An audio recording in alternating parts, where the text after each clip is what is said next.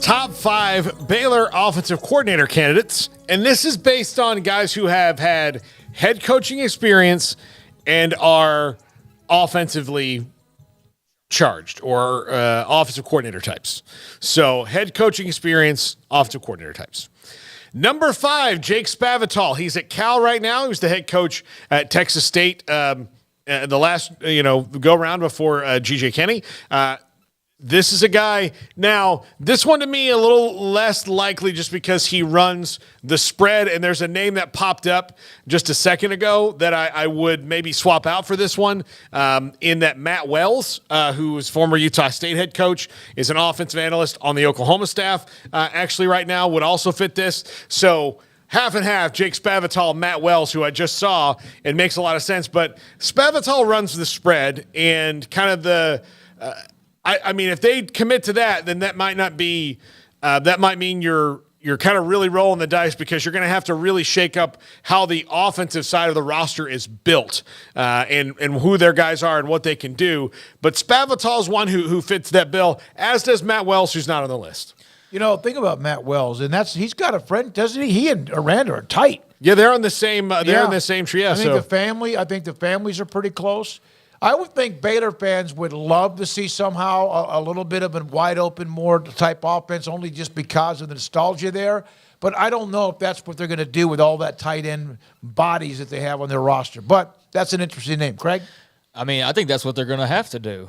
Yeah. I mean, what offensive linemen are they going to go and get? If you got, I think that if anything, with the amount of players they need, you're going to empty out that tight end room a little bit. Yeah. I don't think you need 8 tight ends in that room any longer without the Jeff Grimes offense. And you wonder if Dabney may be on his way out somewhere else if they don't secure him. Yeah. Probably. Or the NFL. I think it all depends on what kind of review he gets back. But, Jake Spavital is a name that makes sense. I mean, obviously he's been hot and cold. Did not do well as the Texas State head coach. Didn't have A&M. Was offensive coordinator there. But that wasn't like the height of his powers, I would say, either. No, but I don't think it was also like it was at the end of Sumlin's run, too. Yeah, he was on the upswing sort of then. And so it's been kind of hit or miss ever since then. But, I mean, yeah, he's a name that makes sense, especially if they want to open it up a little bit. I don't know that would be a favorite or that would be most people's first choice, but it's a name that you at least, I think, look around and look into if you're Dave Aranda. Yeah, I would, like, seeing the Matt Wells name pop up. Now, he's probably a candidate for the UTEP job, but I mean, Matt Wells, too. So we'll just throw that one out there. I want it here on the record that I did mention Matt Wells. So if that does happen, then I did mention it. Number 4, Darrell Dickey, former head coach at North Texas, former offensive coordinator at A&M. As a matter of fact, he was the offensive coordinator and tight ends coach just last year at A&M and then was let go, and they brought in Bobby Petrino. Never called plays for the Aggies, but certainly called plays at Memphis, at Texas State, a lot of places that he's been over his career. He's currently an analyst on the Georgia staff. Again, head coaching experience for a long time. He was the head coach at North Texas for 9 seasons, so he can maybe bring that in, and he's a well-thought-of offensive mind. So Darrell Dickey, one that fits that bill. Again, don't know his interest in the job or where it would overlap, but that's someone who to watch out for, and is actually a Texas native. He's born in Galveston.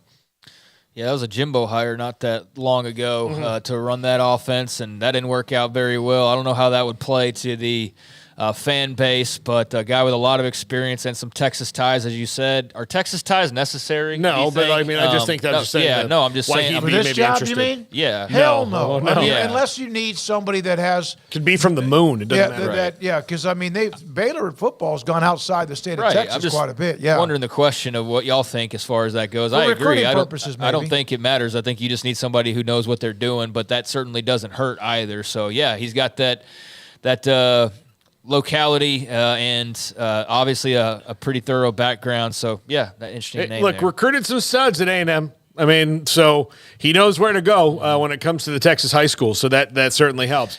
Number 3, Derek Dooley, currently an analyst on the Alabama staff. He's the head coach at Tennessee. He's been a play caller a lot of places. He's been a head coach at Louisiana Tech. He's been in the NFL. He was with the Cowboys for several seasons. And this one's interesting to me. I don't know if that would happen, but when you look around at guys, again, if the criteria is perhaps head coaching experience to be your offensive coordinator, to kind of run that side of the ball, then Derek Dooley fits that bill. What system he would run, I have no idea, because he's kind of been, through a lot of different places and might have a completely different one now, but probably wouldn't be like your pure spread guy. Might be somewhere in the middle of all that. Yeah, been with Alabama here recently as an analyst, so he's got a lot of different stops that he's made over the years, and like you said, a little bit of head coaching experience. Although we all try to forget the Tennessee part of that coaching experience, and that's, I think, the bad taste that he probably left in a lot of people's mouth. I know for me, that's what I still think of most times when I hear his name brought up, but that was a while ago at this point, a long time ago at this point. So, yeah, bring some of that Tide magic over. That would be great for Dave Aranda and the Baylor offense. Number 2. Major Applewhite, former head coach at Houston. He is now the offensive coordinator at South Alabama, and probably wrote their opus this year when he orchestrated or helped orchestrate that win over Oklahoma State, who's playing in the Big 12 title game. I'm not sure what's kind of happened to Major Applewhite and the buzz that was around him, but he has play calling experience. He probably runs an offense that's a little bit more in the middle of the spread in the wide zone. And I know that he had some things happen to him when he was at Texas, but he's also a very religious guy, and that's a very important thing when you're hiring people at Baylor. So I would not be surprised to see Major Applewhite's name kicked around. Yeah, like you said, he's got some of that experience. I've been at South Alabama. I haven't followed him much. I know he's an analyst at Bama. That's kind of a common trait here, is guys who have been in some role here recently with Alabama or Georgia. I am picking up on that. But, yeah, not super inspiring. His name has fizzled as compared to when it was pretty sizzling hot there a while back. But, again, that was quite a while ago when he was running the show at Houston and then Texas before that. So, yeah, hadn't thought about Major Applewhite in a while, actually, but I can see the connections there. Yep. Number 1, Paul Chryst. They had some intersection at Wisconsin. Paul Chryst is an analyst on whose staff right now, Smokey? He's at Texas, Paul. He's at Texas. So he's just 90 miles away, so a job interview shouldn't be that hard to set up. If you base it on, and this is the reason I put him number 1. If you base it on the roster right now, with the offense that maybe Dave Aranda wants to run, now it may not be the right choice, but he was at Wisconsin. That's maybe more of closer to what they're doing now. If you don't want to count on completely reshuffling your roster, if you don't think you can do that in just a year, Paul Chryst might be the guy. Although the more I say it and the more I think about it, if he doesn't get the UTEP job, then I think Matt Wells should probably be the guy. He's been a head coach. Yeah. We know and that. He's been he was successful as a head coach. Yeah. It just, he ran up against a time where his style in Wisconsin just weren't going to work anymore.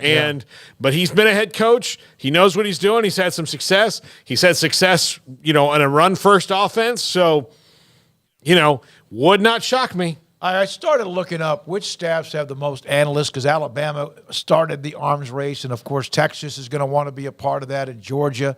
It'd be interesting. I've looked it up. I've tried to Google it. I'm not sure. That might be ask Max Olson if he knows anything about that. But how many analysts what staffs have the most? I think Alabama might have 25 or 30, and I might be wrong. It might be more than that. And I think Texas is pretty close to that. From former high school coaches, Gary Patterson was one. Former head coaches who are getting paid a lot of money, who you can just pay a little bit, but they're going to give you all of their knowledge while they're there. Yeah, so there's the guys. I feel stupid that I spent, literally an hour and a half, going through this and missed Matt Wells. Although I